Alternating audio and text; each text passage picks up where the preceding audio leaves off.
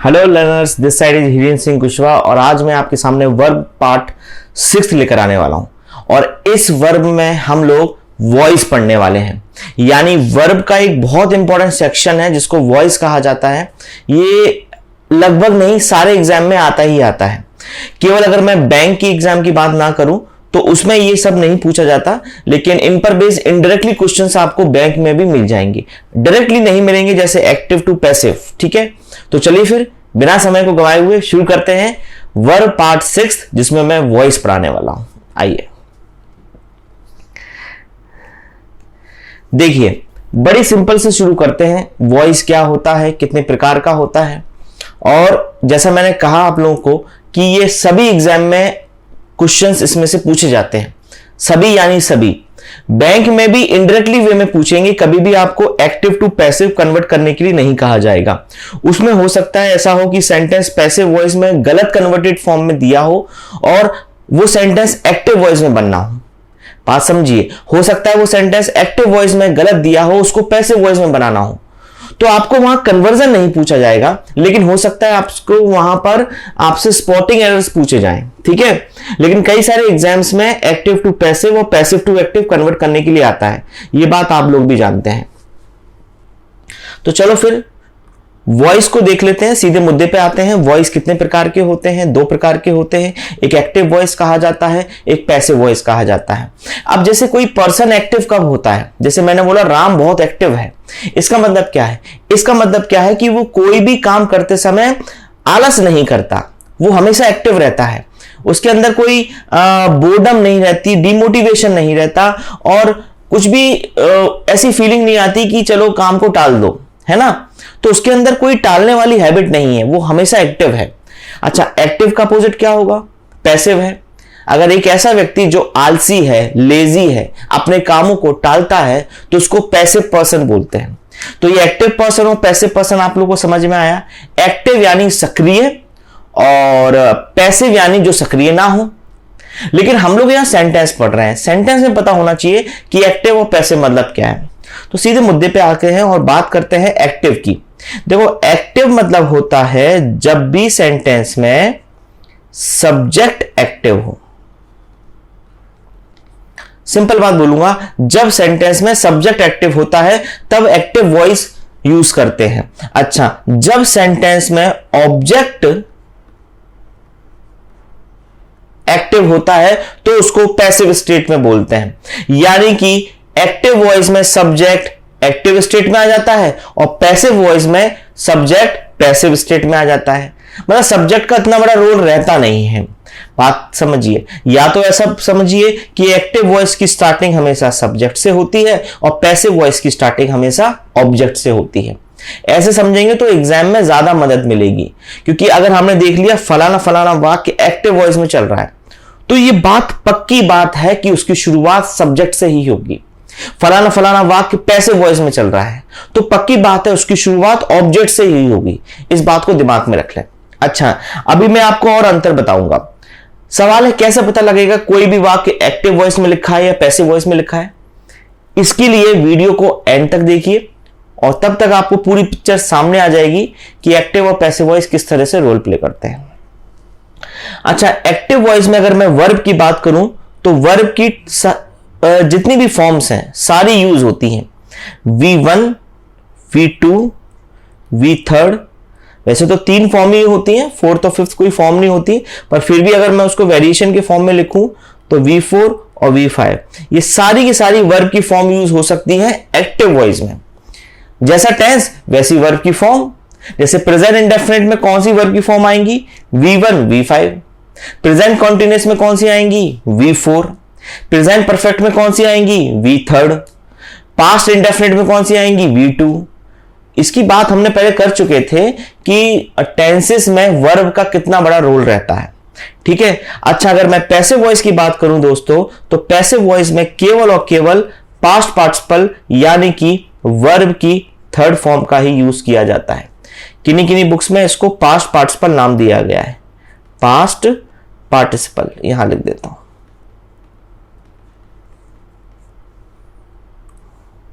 चलो, हो गया। तो ये तो बेसिक डिफरेंस रहा, इसको मैं डिफरेंस फॉर्मेट में लिख देता हूं, ये ए डिफरेंस है और यहां पे ये बेसिक डिफरेंस चल रहा है एक्टिव वॉइस और पैसिव वॉइस में। जो बच्चे अभी जुड़े हैं उनको बोल देता हूं, एक्टिव वॉइस में जो सब्जेक्ट होता है, मतलब एक्टिव वॉइस में शुरुआत सब्जेक्ट से होती है और पैसिव वॉइस में शुरुआत ऑब्जेक्ट से होती है, पहला अंतर।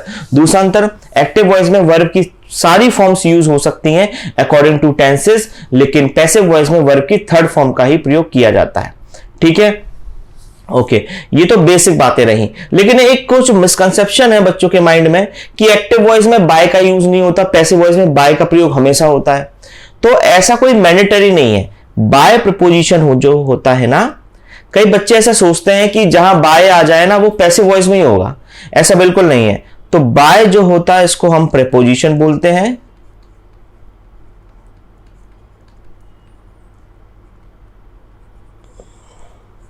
May be used, preposition use हो सकता है। अच्छा, सेम डिफरेंस यहां पर है, जो बाय इसको हम प्रीपोजिशन बोलते हैं वो भी प्रयोग हो सकता है। अच्छा, जब मैंने मे बी यूज लिखा है ना, इसका मतलब क्या है कि पैसिव वॉइस में बाय का प्रयोग हो भी सकता है और नहीं भी हो सकता। इस बात को ऐसे समझो। तो ये बेसिक डिफरेंस आ गया समझ में कि एक्टिव और पैसिव वॉइस में डिफरेंसेस क्या होते हैं। अब आगे की स्लाइड में आते हैं और उसमें पढ़ते हैं स्टेप्स क्या है सर। अगर एक्टिव वॉइस का सेंटेंस दिया हो तो कैसे उसको पैसिव वॉइस में बनाएं, पैसिव वॉइस का सेंटेंस दिया हो तो कैसे उसका रिवर्स कर सकें, यानी एक्टिव वॉइस में बना सकें। ये सारी चीजें अब हम देखते हैं। तो पहला स्टेप, सब्जेक्ट जो होता है आपका, सब्जेक्ट बिकम्स ऑब्जेक्ट्स।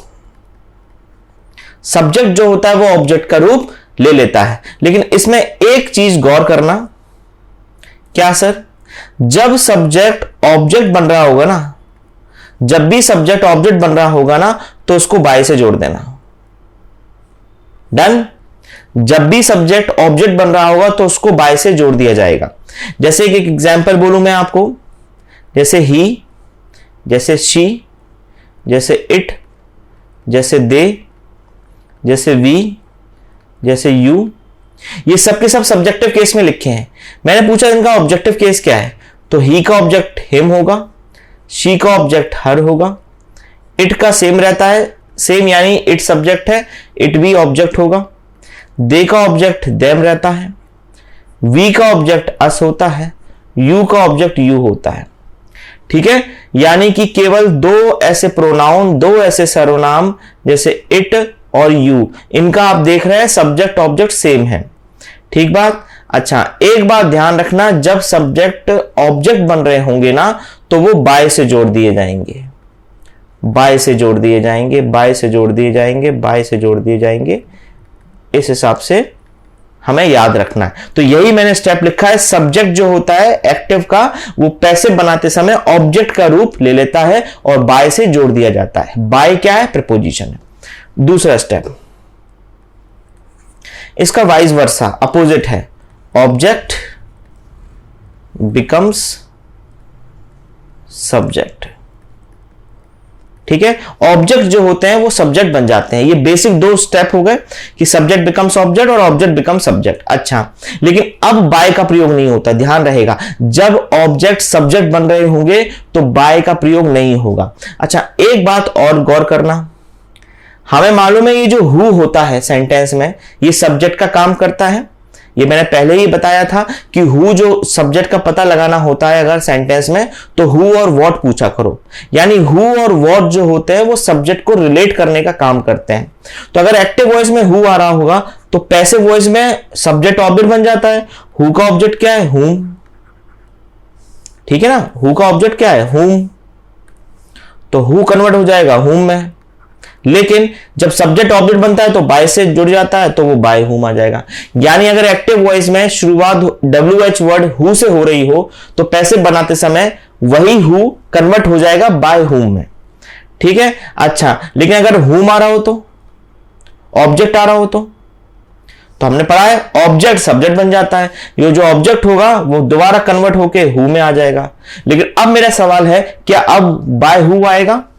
जी नहीं सर, क्योंकि सब्जेक्ट तो ऑब्जेक्ट बन जाते हैं, जब सब्जेक्ट ऑब्जेक्ट बनते हैं तो बाय से जुड़ जाते हैं, लेकिन जब ऑब्जेक्ट सब्जेक्ट बनते हैं, ऑब्जेक्ट जब सब्जेक्ट बनते हैं, पॉइंट नंबर सेकंड, तो किसी भी प्रकार का प्रीपोजिशन यूज नहीं होता। ठीक है, अच्छा एक और है WH वर्ड जिसको हम लोग क्या बोलते हैं, वॉट बोलते हैं, इसको हम लोग वॉट बोलते हैं।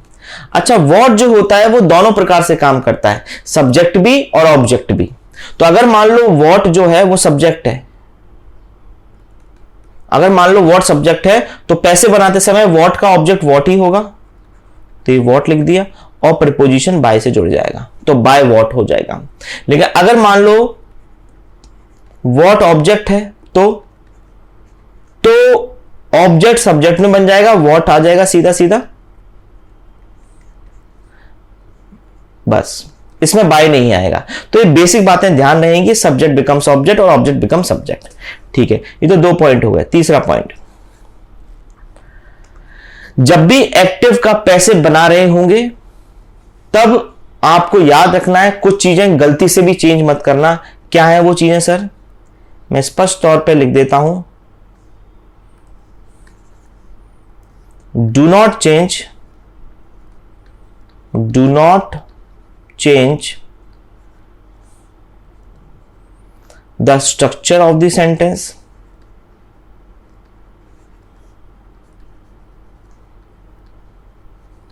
सेंटेंस का स्ट्रक्चर ना चेंज करें, इसलिए मैं इसको बार बार रिपीट ना हो तो उसको मैं कर देता हूं ऐसे, स्ट्रक्चर चेंज ना करें, मीनिंग चेंज ना करें, एडवर्ब चेंज ना करें। ठीक है, अच्छा और एक और है डिटर्मिनर चेंज ना करें। Do not change the structure, meaning, adverb and determiner used in the sentence.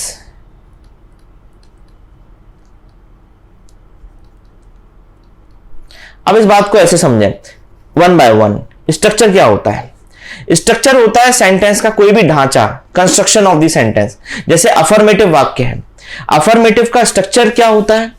Affirmative का स्ट्रक्चर यह होता है कि सेंटेंस की शुरुआत हमेशा सब्जेक्ट से होती है, उसके बाद वर्ब आती है, उसके बाद ऑब्जेक्ट आता है।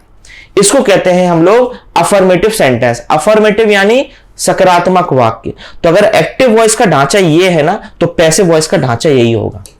इसको कहते हैं स्ट्रक्चर में कोई परिवर्तन ना करना।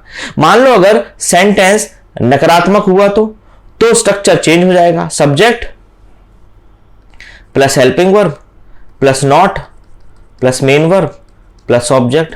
अब ये ढांचा नेगेटिव वाक्यों का बन गया। तो अगर एक्टिव वॉइस नकारात्मक वाक्य का स्ट्रक्चर है तो पैसिव वॉइस भी नकारात्मक वाक्य का स्ट्रक्चर होगा। ठीक बात। एक और ले लो, इंटरोगेटिव वाक्य।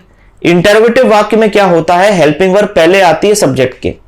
तो अगर मान लो ये स्ट्रक्चर है, हेल्पिंग वर्ब पहले आ गई सब्जेक्ट के, उसके बाद मेन वर्ब, उसके बाद ऑब्जेक्ट, फिर अदर वर्ड और प्रश्नवाचक चिन्ह।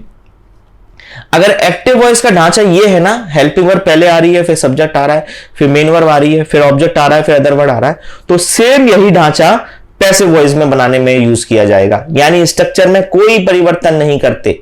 अगर वो चेंज हो रहा है स्ट्रक्चर, यानी हेल्पिंग वर्ब बाद में आ रही है सब्जेक्ट के, तो वो गलत हो जाएगा। ठीक है, चलो आई होप कि आपको ये स्ट्रक्चर समझ में आ गया होगा।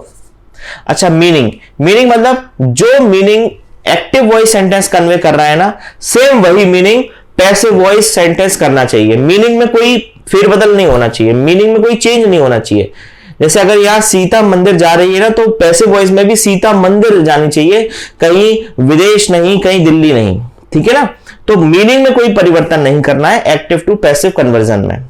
तीसरा, एडवर्ब में चेंज नहीं होता। जैसे अगर मैं आपको अभी डायरेक्ट इनडायरेक्ट पढ़ाऊं तो उसमें मैं आपको स्पष्ट तौर पे बोलूंगा कि उसमें एडवर्ब चेंज होते हैं। जैसे अगर हेयर हुआ ना एडवर्ब, तो इनडायरेक्ट बनाते समय, इनडायरेक्ट पैसिव नहीं, इनडायरेक्ट नरेशन बनाते समय हेयर कन्वर्ट हो जाता है देयर में, नाउ कन्वर्ट हो जाता है देन में। ठीक है, टुमारो, ये सारे एडवर्ब हैं, ये कन्वर्ट हो जाते हैं द फॉलोइंग डे में।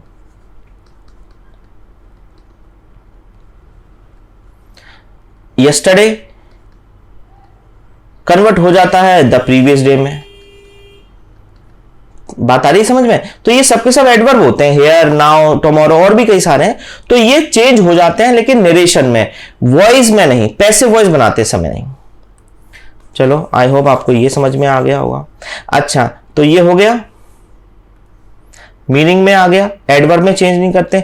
अच्छा डिटरमिनर में भी चेंज नहीं करते। फॉर एग्जांपल अगर मैं अभी आपको डायरेक्ट इनडायरेक्ट पढ़ा रहा होता तो ये बोल रहा होता कि अगर दिस आ जाए ना, दिस क्या होता है? डिटरमिनर। अगर दिस आ जाए ना तो वो दैट में कन्वर्ट कर दो, दीज आ जाए ना तो वो दोज में कन्वर्ट कर दो।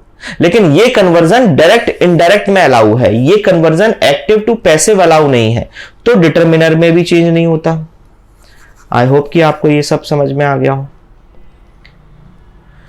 ये लो भाई, तो एक्टिव से पैसिव बनाते समय स्ट्रक्चर, मीनिंग, एडवर्ब और डिटरमिनर में कोई परिवर्तन नहीं होता। चलो अब एक चीज मत भूलना, एक्टिव टू पैसिव बनाते समय कोई भी वाक्य पैसिव वॉइस में है या नहीं है इसका पता कैसे लगता है? केवल एक चीज से, एक चीज देख लिया करो। अगर वो चीज पैसिव वॉइस मतलब वो चीज सेंटेंस में कहीं ना कहीं आ रही है तो समझ जाना डंकी की चोट पर वो जो सेंटेंस है वो पैसिव वॉइस में दिया हुआ है। मैं फिर बोल दूं, मैं अब फोर्थ पॉइंट वो बताने जा रहा हूं, अगर वो सेंटेंस में कहीं भी मिल गया तुम्हें तो आपको एक सेकंड वेस्ट नहीं करना है कि वो सेंटेंस पैसिव वॉइस में होगा। क्या है वो? वो है बी प्लस वी थर्ड, वो है बी प्लस वी थर्ड। अगर बी प्लस वी थर्ड का कॉन्सेप्ट या स्ट्रक्चर सेंटेंस में यूज किया जा रहा है तो समझ जाइएगा कि वो सेंटेंस पैसिव वॉइस में दिया हुआ है। तो इस वाले कॉन्सेप्ट को गलती से भी मत भूलना, ये बहुत इंपॉर्टेंट है, बहुत इंपॉर्टेंट है। याद कर लो, be plus V third passive voice, be plus V third passive voice में दिया हुआ है। लेकिन अब इसको समझ भी लेते हैं, बी का मतलब क्या है सर? तो मैंने पढ़ाया हुआ है स्पष्ट तौर पे, बी जो होते हैं वो बेस फॉर्म होती हैं। इनकी ड्राइव्ड फॉर्म कौन कौन सी होती हैं?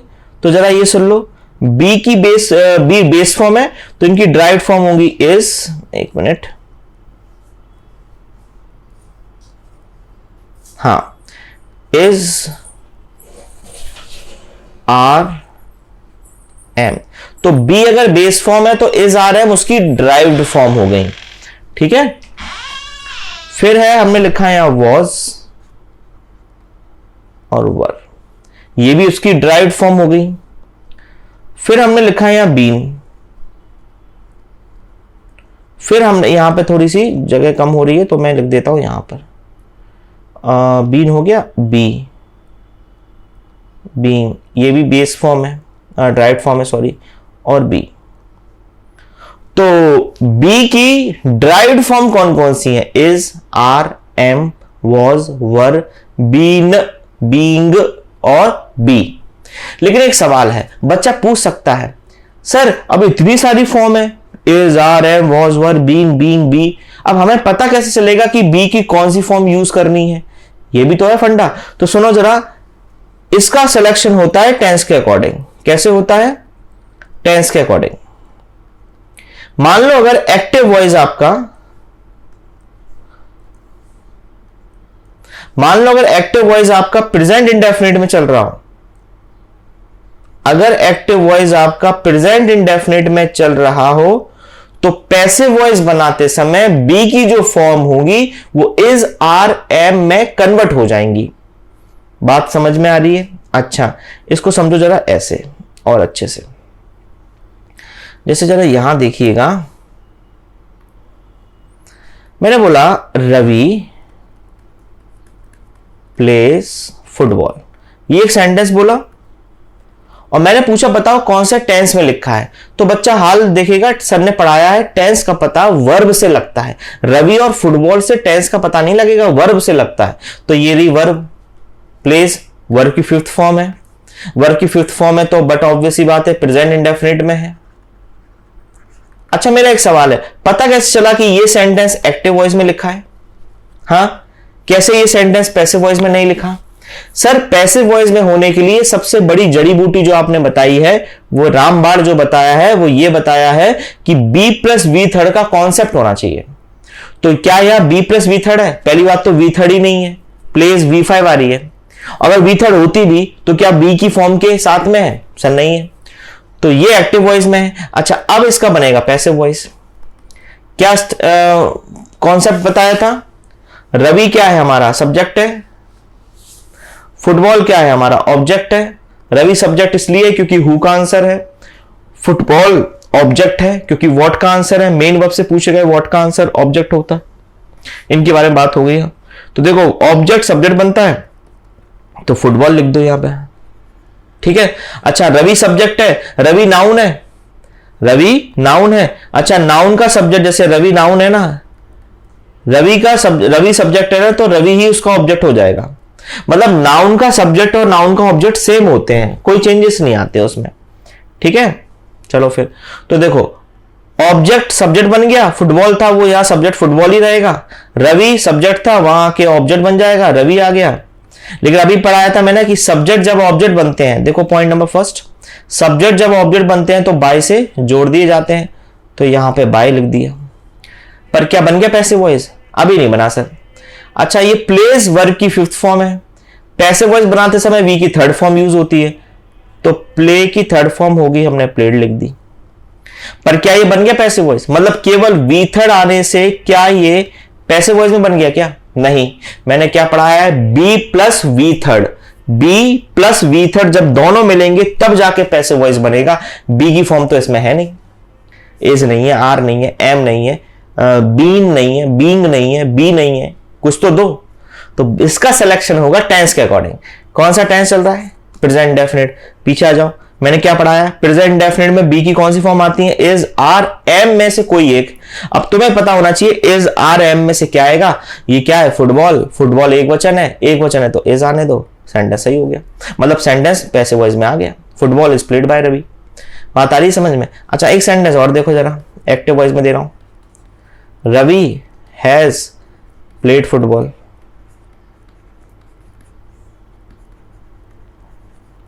अब मैंने एक सवाल पूछा एक बच्चे से, बता कौन सा वॉइस लिखा है? तो उसने बोला एक्टिव वॉइस। मैंने बोला ऐसे कैसे? तो बोला सर एक्टिव वॉइस में बी प्लस वी थर्ड आ रहा है, बी प्लस वी थर्ड आता है। सॉरी, एक्टिव नहीं, मतलब पैसिव वॉइस में बी प्लस वी थर्ड आता है। तो मैंने बोला तो यहां पे वी थर्ड है, तो ये वी थर्ड है। तो बच्चा बोला सर मुझे आप बेवकूफ मत समझो, मैंने बोला पैसिव वॉइस में बी प्लस वी थर्ड आता है, केवल वी थर्ड नहीं। मतलब वी थर्ड देखकर आप उस सेंटेंस को पैसिव वॉइस नहीं बोल सकते, बी की फॉर्म के साथ में आना चाहिए। क्या हैज बी की फॉर्म होती है? हैज तो होती नहीं है। बी की form is, are, am, was, were, been, being, be, 8 होती हैं। हैज तो कभी हमने देखी नहीं है, मतलब एक्टिव वॉइस में चल रहा है। अब बनाएंगे इसका पैसिव वॉइस। अभी भी रवि सब्जेक्ट है, अभी भी फुटबॉल ऑब्जेक्ट है, फुटबॉल सब्जेक्ट बन जाएगा। रवि वहां आकर, रवि नाउन का सब्जेक्ट और नाउन का ऑब्जेक्ट सेम होता है। हाँ, जब सब्जेक्ट ऑब्जेक्ट बनते हैं तो फिर वो बाय से जोड़ दिए जाते हैं, जुड़ गए। प्ले की थर्ड फॉर्म प्लेड होती है, वो लिख दी।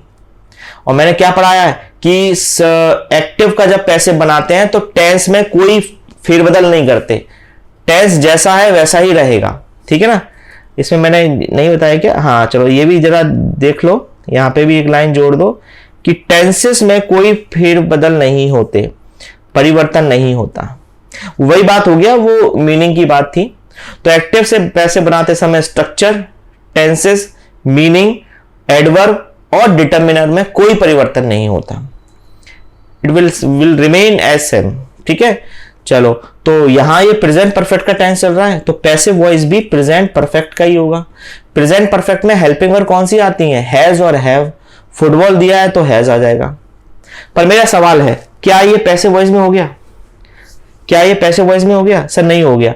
क्यों नहीं हुआ? क्योंकि प्लेड वर्ब की थर्ड फॉर्म है, और वर्ब की थर्ड फॉर्म अकेली नहीं आती, बी की फॉर्म के साथ आती है। बी की फॉर्म तो अभी है नहीं इसमें, हैज बी की फॉर्म थोड़ी ना होती है। तो अब बी की फॉर्म का सिलेक्शन होगा टेंस के अकॉर्डिंग।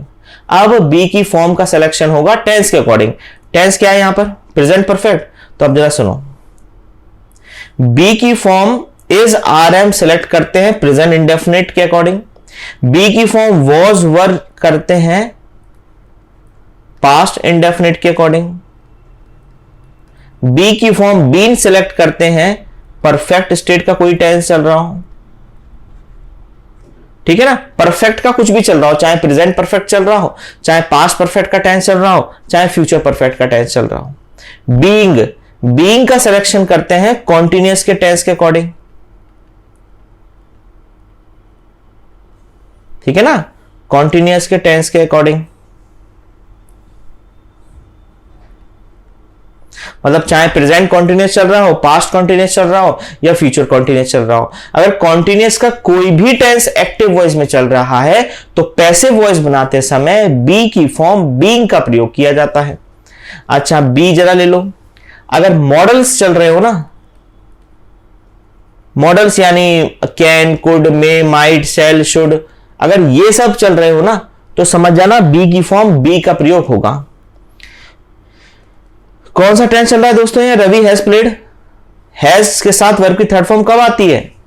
हैज के साथ वर्ब की थर्ड फॉर्म, हैज हैव के साथ वर्ब की थर्ड फॉर्म कब आती है? प्रेजेंट परफेक्ट में आती है। तो ये टेंस प्रेजेंट परफेक्ट में है, मतलब परफेक्ट स्टेट में है ना। जरा देख लो, परफेक्ट स्टेट में बी की फॉर्म कौन सी आती है? बीइंग आती है, तो बीइंग लिख दी मैंने यहां पे। अब सेंटेंस सही हो गया। Football has been played by Ravi. बात आ रही है समझ में? तो ये एक्टिव टू पैसिव बनाते समय बेसिक चीजों का ध्यान आप रख लेना। अच्छा, अब जो है मैंने कोई सेंटेंस लिखे और आपसे पूछा बताओ वो एक्टिव वॉइस में लिखा है या पैसिव वॉइस में लिखा हुआ है, ठीक है। तो आइडेंटिफिकेशन ऑफ वॉइस सेंटेंसेस का पता होना बहुत आवश्यक है। जैसे एक सेंटेंस जरा देखो, मैंने बोला the class was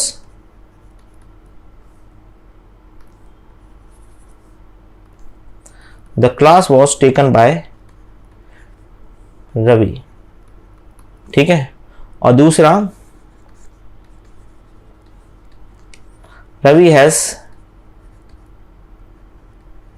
taken the class. अब मैंने पूछा बताओ उसमें से कौन सा एक्टिव वॉइस में लिखा है, कौन सा पैसिव वॉइस में लिखा है और क्यों। अगर एक्टिव वॉइस में लिखा है तो क्यों लिखा है, पैसिव वॉइस में लिखा है तो क्यों लिखा हुआ है। तो जरा थोड़ा बुद्धि लगाओ जरा।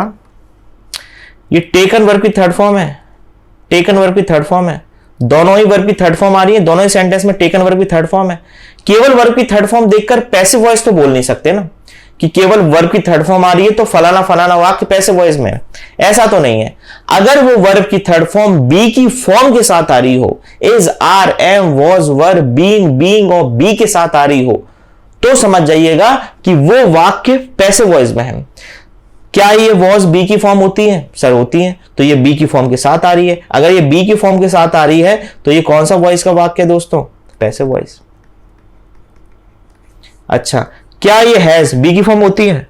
हैज तो नहीं पढ़ाई मैंने कि बी की फॉर्म होती है, ठीक है ना। तो ये हेल्पिंग वर्ब होगी वैसे भी। तो ये तो हमारा एक्टिव वॉइस में सेंटेंस है, ये तो एक्टिव वॉइस में सेंटेंस। एक सेंटेंस और देखो, मैंने एक चीज बोली,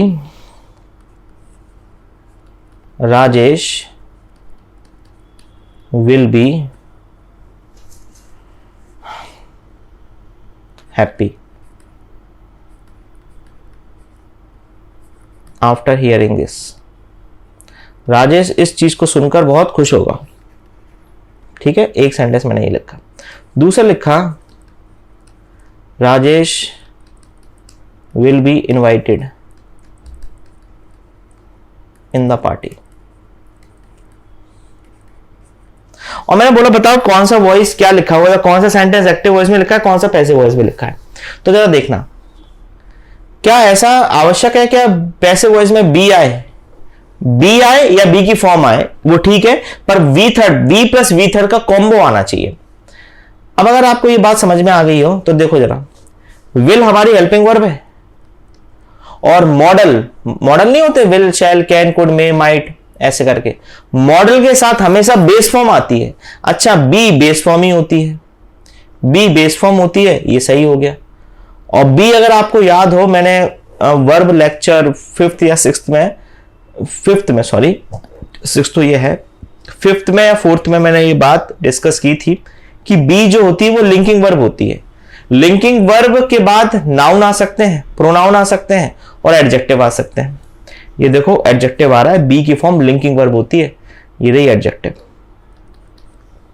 सेंटेंस एक्टिव वॉइस में लिखा हुआ है और सही लिखा हुआ है। लेकिन फिर मैं आया यहां पर, इस बार देखो बी की फॉर्म के साथ ये वर्ब की थर्ड फॉर्म लगी हुई है।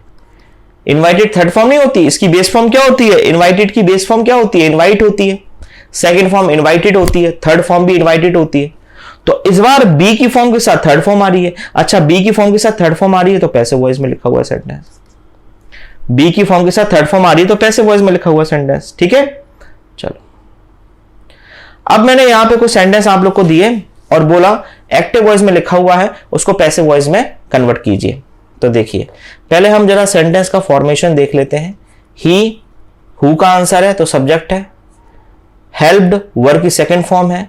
देम मेन वर्ब से हेल्प्ड से पूछे गए हुम का आंसर है तो ये ऑब्जेक्ट है। तो he subject, helped verb, them object. अच्छा, हेल्प्ड वर्ब की थर्ड फॉर्म भी होती है। अगर मैं बोला ही हैज हेल्प्ड हिम या देम, अगर ये सेंटेंस ऐसे लिखा होता हो, हैज आता बीच में, तो मालूम है ये जो हेल्प्ड होती ना, ये वर्ब की तीसरी फॉर्म बन जाती, क्योंकि हमें पढ़ाया गया है या हमें पता होना चाहिए कि हैज, हैव, हैड के साथ वर्ब की थर्ड फॉर्म यूज होती है। तो ये वर्ब की थर्ड फॉर्म हो जाती है अगर हैज होता तो। फिलहाल वर्ब की सेकंड फॉर्म है। अच्छा बताओ कौन सा टेंस चल रहा है? ये ही हेल्प्ड देम वर्ब की सेकंड फॉर्म है, पास्ट इंडेफिनिट का टेंस चल रहा है। चलो अब बनाते हैं इसका पैसिव वॉइस। ऑब्जेक्ट सब्जेक्ट बन जाता है तो देम आते आते यहां किस में कन्वर्ट हो जाएगा? दे में।